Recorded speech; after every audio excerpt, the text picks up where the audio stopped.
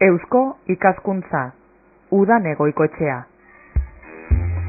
Zer esanik ez, batez be gure kolaboratzaileak eta gure gonbidatuak dira Eusko ikaskuntzak eta Bizkaia irratiak alkarregaz dakargun saio hau konposatzen eta aberazten dabenak. Eta gaur be gonbidatu eta guzti gatoz, geurera gonbidatu dugu Mikel Aizpuru eta gainera gonbidapena onartu dau. Arrazoia berehala argituko dugu.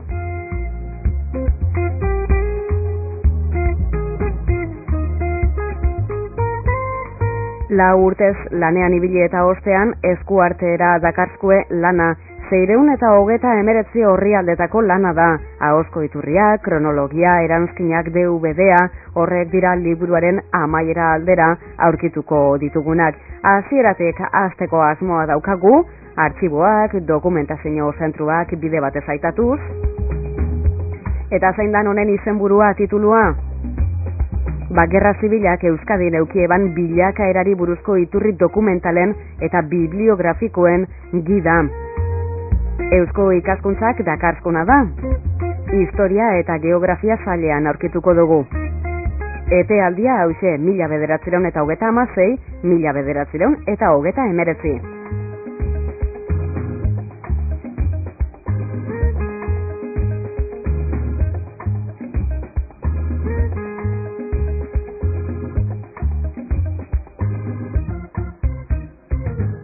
Mikel Aizpuru egunon eta ondo etorri. Egunon, zer ezo? Zelan zagoz? Ondo. Aztertzeko, liburu aztertzeko prest, ezta? Hala da, bai. Esan dugu atarian Mikel hainbat horri daukazala honek, 629 horri alde gehi DVD-a, eta esan dugu atarian 4 urteko lana. Zuk ze ikusi daukazu lan honetan, ba, Mikel?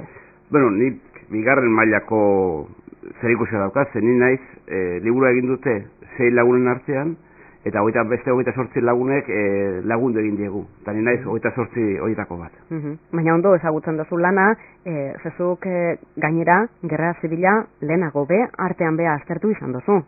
Bai, lana ezagutzen dut hasieratik, egileak lagunak eta lankida ditut, eta aspaldi azaldu zieten zer egin nahi zuten, eta zer egin nahi zen nik egitea, eta egia da baita, ni ere aspaldi hasi nintzela Gerra Zibilako kontuekin, lehen kontuak ateratzen egin naiz, eta 1986an, nik orduan bukatu nituen historia ikasketak, orduan izan ziren Gerra Zibilaren 50. urte hurrena, eta orduan hasi nintzen gerrari buruzko lanekin, gero utzi izan ditut, eta azkeneko urtetan, hainbat lan atera ditut, gerrarekin dututa bai. Bai, azkena Araba aldean kokatutakoa, edo holango lanen bat atara dozu, zeintzuk dira holan ganetik esan da egindako lanak edo zure interes puntuak behintzat? Bai, azkeneko urtetan 3 lan atera ditut, bat, baina tamaino aldetik txikiena edo Arabari buruz, haitzen Legutianon egon zen borrokari buruz, hor 1956ko azaro abenduan, Eusko Jaurlaritzak egin zuen erasoldi bakarra izan zen, eta porrota handia izan zen, eta ondorioz ezen bestelakorik egon. Eta gero batera ditut beste 2 liburu, bat lankidetzan, Gipuzkoako errepresioari buruz, bereziki Hernaniko herrian egondako fusilaketen inguruan, eta gero azkenekoa, igaz atera nuena, izan zen El Informe de Brusilov, da oso liburu bitxia, nik asko gozatu dudana egiten. Brusilov izan zen Jaurlaritzari laguntzen egon ziren aholkulari militar sobietarren itzultzailea. Eta gerra bukatu zenean, gerra hemen bukatu zenean auto esan da, Frantziera ihes egin zuen, angeratu zen, eta han idatzi zuen gerrari buruzko bere lekukotza, ezta? Eta hori aurkitu nuen abertzaletasaren agiritegian, artean, eta hasi nintzen miatzen nortzen Brusilov, eta horri buruz, atera nuen, igaz ez, 2009an Alberdainarekin liburua. Bere txostena, eta gero nik egindako ikerketa, Brusilovi buruz, eta aholkulari militar sobietarrei buruz. Horrez gainera irakaslea zara? Bai, azkeneko 5 urtetan, Leioako Kazetaritza fakultatean, Gizarte Zientzia eta Komunikazio fakultatean, eta aurretik Gasteizen 10 urte egon nintzen Historia fakultatean, eta aurretik beste 5 lan harremanen eskolan.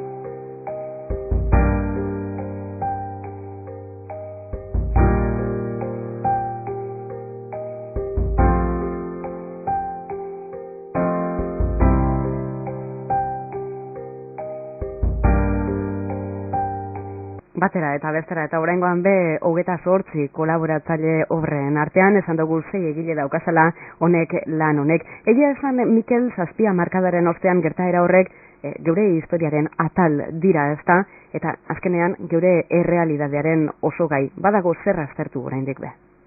Bai, ni beti esaten dut, edozen gai berriro aztertu daitekela. Ze geure begirada demorakin aldatu egiten da. Nik beti jartzen nuen klasean hasieran azalpen oso simple bat, ezta? Eta da, garai bateko historia liburuak hartu ezkero, eta estrara luzorra batutareko balitz, aterako luken lehen ondorioa da, gizakiok hermafrodita garela. Ze emakumerik ezen azaltzen historian. Eta jartzen nien Espainiako historia liburuak, eta azaltzen ziren bi emakume bakarra ziren Isabel Lehena eta Isabel Bigarrena. Eta ezen azaltzen gainera emakumeak zirenik. Eta orduan, gerra zibilarekin gauza berak gertatzen da.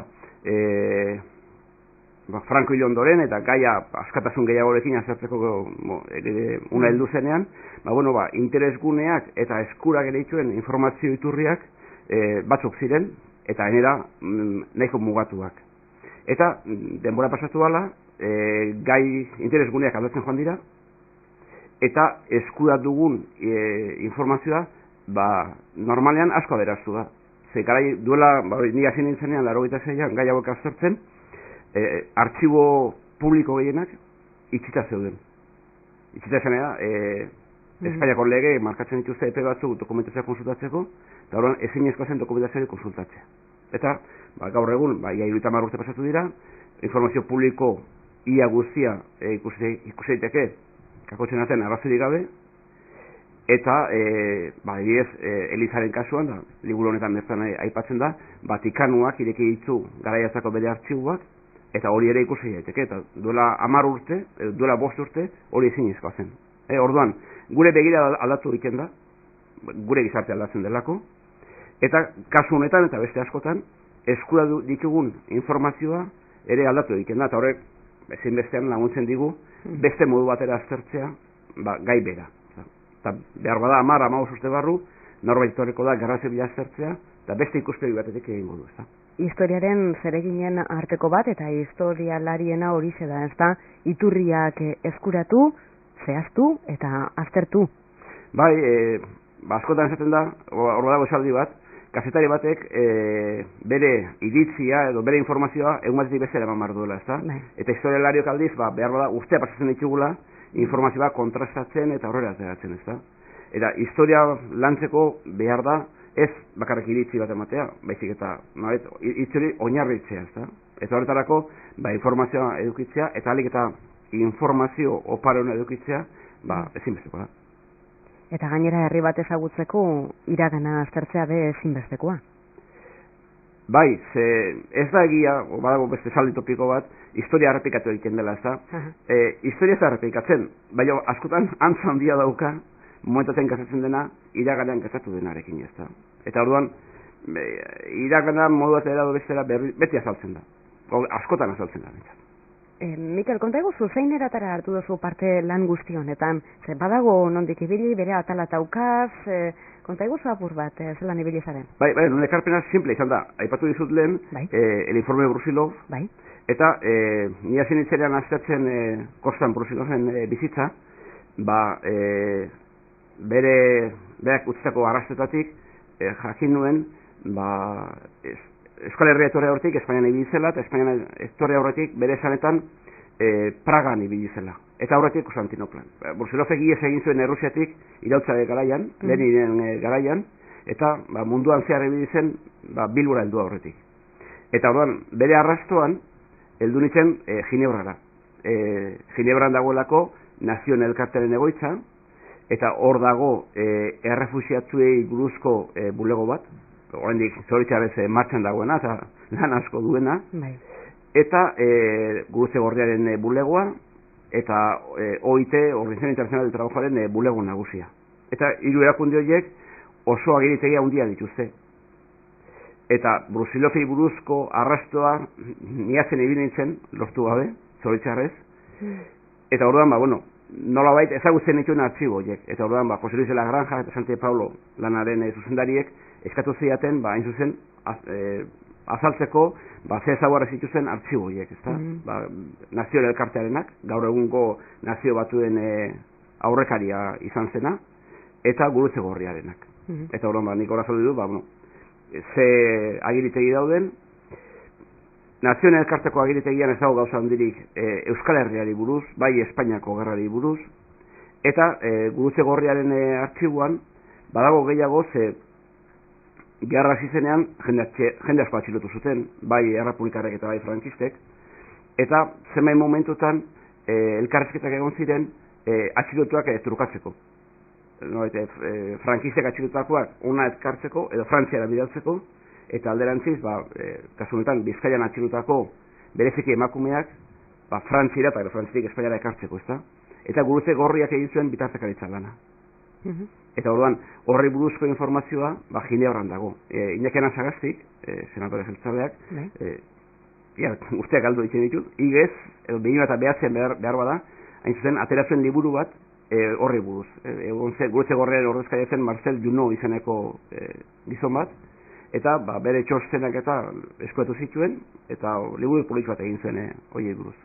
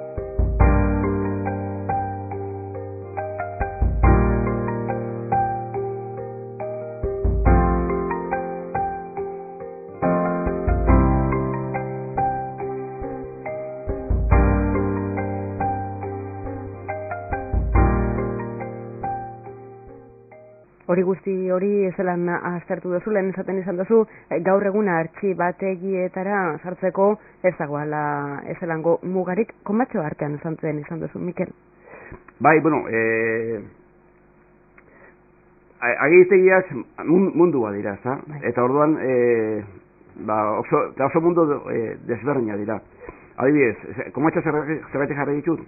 Guztiok ikusten ditugu kalean bideokamarak, eta hor jartzen du azpian, ley de protección de datosen arabera daudela kamarak. Lege horrek eragiten dira artxiboei. Adibidez, zuk aztertu nahi baldin baduzu pertsona baten bizitza, lege horrek, esaten dizu, 100 urte pasatu behar dutela, pertsona hori jaiozen momentutik, artxiboan ikusi ahal izateko inongo eragozpenik gabe. Eta bezala frogatu behar duzu hilda dagoela. Ez esan hilda dagoela, baizik da, frogatu. Ekarri behar duzu, eriotz ziurtagiri bat. Eta horre, batetik, bada babes bat pertsonentzako, bezetik, guretzako, oztopo bada, ze askotan ezin dugu frogatu pertsona hori hilda dagoela. Eta orduan, Espainiako legeak du, 50 urte pasatu behar direla, artxiboak askatasunez ikusi ahal izateko, baina pertsona baten izena ezartzen baldin bada agiri horretan, 70. Eta orduan, horrek bere arazo sortzen ditu, ezta? Eta gero ditugu askotan, ez da emese artxibo publikoekin, artxibo pribatuekin, zalantzak, ze informazio dagoen da zer ez dagoen, ezta? Kasu oso deigarra ipatzeko, Hernaniko lan egiteko, ni egon nintzen Francisco Franco Fundazioan. Francoren familiak sortu zuen erakunde bat, Francoren dokumentazioa gordetzeko. Egia esan, berez dokumentazio publikoa da. Artxibo publikoa tenen barko luke, baina hartuko dugu. Ez duen ino garazorik izan dokumentazio hori ikusteko. eta gainak ejasko ondire historialen aldetik, ni joan nintzen, azaldu nuen zer nahi nuen, eakotxi nuen ikartzaile karnata, inu garazorik ez. Baina nik ez dakit, nik ikusi nuen han zegoen guztia, ustez. Baina Frankoren agiri guztiak han zeuden, ez dakigu, ez da? Beste kasu bat, urbilagokoa, eta hemen liburan aipatzen da. Iruñako Gotzaitegiko agiritegian, ez omen dago gerra zibilari buruzko inongo agiririk. Zergatik, bi arrazoi egon daitezke, bat, suntzitu egin zutelako, eta bestea, garai hartako gotzaiak, Marcelino Olaetxea, Barakaldotarrak, bera Iruñatik Valentziara joan zen gotzain, berarekin eraman zituelako. Orduan, Iruñara jote mandi mazera zenzu, hemen ezako ezer. Baina, jakin behar duzu, horrez dagoela, behar bada Valentzian egon daitekela, ez da? Orduan, komatxok horregatik jarri ditut, ez da? Ez dagoela, bueno, inoiz ez dagoten dokumentazio guztia, ez da? Baina, gerra zibila oso gai tirabiratxua da, tensio asko sortako, eta orduan, askotan, garai hartako arduradunek edo ondorengoek nahiago izan zuten, eta izan dute, hartu eta bota, arazerik ez edukitzeko. Hemen iturri batzuk behintzat liburu honetan, 1956-1959 jaso dituzue, iturri dokumentalak eta bibliografikoak zehazten dau hementxe atarian. Gerra zibilaren bilakaera da liburu honetan gakoa, ez da, aitatutako ez gainera. Bai, hemen egin duguna, izan da, gerrari buruz dauden ahalik eta iturri gehien bildu. Eta hor, bildu ditugu, batetik, agiritegiak, eta mundu guztikoak, egia esan, ze Euskal Herriko asko dago, baina baita Hego Amerikakoak, edo aipatu ditudik Ginebrakoak, Moskukoak, Paris, Londres, Washington eta bar, garai hartan egindako pelikulak, edo garai horri buruzko pelikulak, argazki fondoak, ahozko historia, garai hartan ateratako liburuak eta folletoak, edo gaur egun atera direnak, ezta? Asmoa izan da, beti izan lortzen, ezta? Asmoa izan da, gerrari buruz dagoen informazio guztia biltzea. Horren dikazarako dira berriak, ezta? Baina nik uste aldeotetik eredugarri izan dela. Ezaten izan dugu, hau, zer da, 2006 inguruan abiatutako lana, Mikel? Bai, aurreko jaurlaritzarekin sortu zen asmoa, eta gero joan da atzeratzen, eta bi erakunde desberdin arteko liburu bat da, euskaraz eta erderaz dago, orrialde asko ditu gidak, baina DVD atera da, berez askoz ere gehiago izan beharko lituzkelako. Ez, artxibo bakoitzaren informazioa ugaria delako, eta DVD-rik gabe, liburuak 600 tapiko hauek eduki ordez, edukiko lituzke 1000 tapiko. Bai, esan dugu, 629 orrialde, ahozko iturriak, kronologia, eranskinak, DVD-a, artxiboak eta dokumentazio zentruak zehaztuz. Iturrietara itzulita, Mikel, iturririk esanguratsuenak aitatzeko modurik aukiko donke, hemen liburunetan asko dira, eta honena liburua esku artean hartu, eta hor buru belarri murgiltzea izango litzateke. Zuk zeuk, historialari eta ikerlari moduan? Kontua da, zer nahi duzun? Alegia, gerra azertu daiteke oso ikuspegi desberdinetatik, ezta? Eta horren arabera, agiritegi bat, edo iturri bat, askoz ere baliagarriago zaizu beste bat baino, ezta? Adibidez, gerraren ikuspegi militarra nahi baldin duzu, segurazko iturriek importantena, eta duela gutxi arte oso gutxi azertu izan duguna euskal historialario gutxienez da, Abilan dagoen Artxibo General Militarra. Hor dago, Frankoren, Cuartel General del Generalísimo, erabiltzen zena, ezta? Eta hor dago bilduta Frankoren eskutara heltzen zen informazio guztia gerran zehar, eta badago, orain ez da erabiltzen hitza, lehen erabiltzen zen zona rojakoa. Hor Abilan bildu zuten gerraren ikuspegi militarari dagozkion informazio guztia. Adibidez, jakin nahi baldin badugu, Bizkaiko erreketeak nortzuk izan ziren, Abilan ditugu guztien izenak. Eta, orduan, arlo militara nahi baldin badugu, Abilara jo behar da. Arlo politikoa nahi baldin badugu, garai batean, Salamanca izango litzake referentzia nagusia, ze Salamancan bildu ziren frankistek errepublikaren aldean sartu ala biltzen zituzen dokumentazio guztia geroz epaitzeko errepublikarrak, baina momentu enten segurazko Bergaran dagoen irardo izango litzake. Irargin dago Salamancako kopia bat, eta gainera Jaurlaritzak iparraldera eraman zuen dokumentazioaren zati handi bat. Gehi, Frankoren garaian, hainbat pertsonek bildutako dokumentazioa. Luis de Beurko Barakaldotarrak, Jose Mari Gamboa, Bidasoa Iztuak eta abar, ezta? Horren, nik uste momentu honetan, gerrari buruzko bi artxibo importantenak izango ditzakela Abilakoa eta Irargikoa. Eta gero, arteako abertzaletuzen agiritegiak ere, badauka informazioa, baina gehiago arlo politikotik eta ezen beste militarretik edo justu gerrari buruz. Arlo militarra eta politikoa, beraz, ezta? Horretan agiritegi edo artxibategi horretan. Bai, justu atzo hitz egiten nuen arteako arduradun batekin, neki Goioganarekin, eta berak zentzen, justu gerraren bukaeran, Jaurlaritza erbestean dagoenean, eta Frantziako lasaitasunean, arlo ekonomikoa zehaz mehaz dagoelako ordeta. Egin daitekela Jaurlaritzaren historia ekonomiko bat inungo arazorik gabe, ze faktura guztiak daude. Ez bakarrik kontabilitate liburuak, baizik eta fakturak. Horan, kontua da zu zerre aztertu nahi duzun, horrek eramaten zaitu gehiago toki batera beste batera baino, ezta? Holangoetan, Mikel, bitxikeriak bat baino gehiago aurkitzen dira, ez? Bai, gauza deigarria daude, deigarriena ez da izango, gerra oso gauza krudela da, ez da, eta orduan, gerran ikusten da gizakiaren gauzarik onena eta txarrena, ez da? Eta, adibidez, dokumentazioan dago, frentean zeuden gudariek jasotzen zituzten jakirik onenak edo arropak, eta orduan, dokumentazioan ikusten da adibidez, zeme kasutan hartu eta etxerekatzen zituztela. Eta etxeko familia harteko artean banatu, eta itzuzen zirenean frentera berriro eskatzen zituzten erropak edo jakiak, beraienak etxean utzi zituztenean, ez da?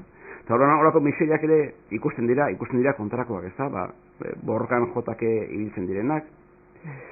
Hora, beste gauza bitxi bat, bako gulko zen, greba bat egon zen.